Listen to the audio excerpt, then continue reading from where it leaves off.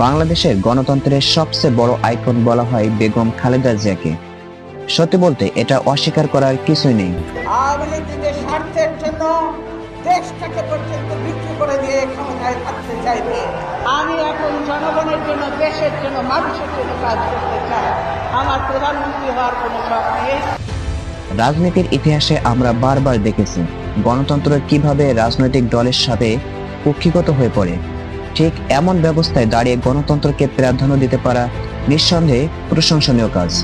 আর এটা নিয়ে কথা বলার মানে এই নয় যে আমি কোনো রাজনৈতিক দলকে সাবস্ক্রাইব করি।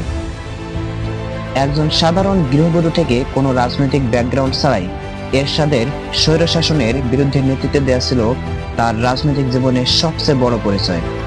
1982 সালে সামরিক গণঅভ্যুত্থানের পর তিনি গণতন্ত্র পুনরুদ্ধারের আন্দোলনে যুক্ত হন এবং 1983 সালে এরশাদ বিরোধী 7 দলীয় জোট গঠনে গুরুত্বপূর্ণ ভূমিকা রাখেন এবং 1986 সালে প্রশাসনের নির্বাচনে বিএনপি বর্জন করে গণতন্ত্রের পক্ষে অটল অবস্থান নেয়। স্বৈরশাসনের বিরোধিতা করতে গিয়ে 1983 থেকে 1990 সাল পর্যন্ত তাকে 7 বার আটক করা হয়। এখান থেকে তিনি পরিচিত হন আপোষহীন নেত্রী হিসেবে। 1991 সালে 20 মার্চ তিনি বাংলাদেশের প্রথম নারী প্রধানমন্ত্রী হন এবং ক্ষমতায় এসে রাষ্ট্রপতি সংসদীয় গণতন্ত্র পূর্ণ প্রতিষ্ঠান করেন। তার শাসনামলে কর্মসংস্থান বৃদ্ধি পায়, বিশেষ করে তৈরি পোশাক শিল্পে নারীদের ব্যাপক অংশগ্রহণ দেখা যায়। নারী শিক্ষা ও কর্মসংস্থানে উল্লেখযোগ্য অগ্রগতি ঘটে।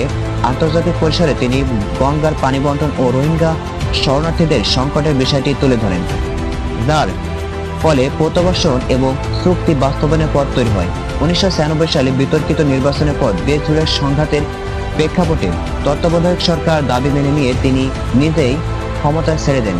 স্বেচ্ছায় পদত্যাগের এই সিদ্ধান্ত বাংলাদেশ রাজনৈতিক ইতিহাস এক বিরল দৃষ্টান্ত হয়ে থাকে। গণতন্ত্রের জন্য লড়াই এবং গণতন্ত্রের স্বার্থে ক্ষমতা ত্যাগ করার মাধ্যমে বেগম খালেদা জিয়া এক ইতিহাসে শক্ত অবস্থান তৈরি করে গেছেন।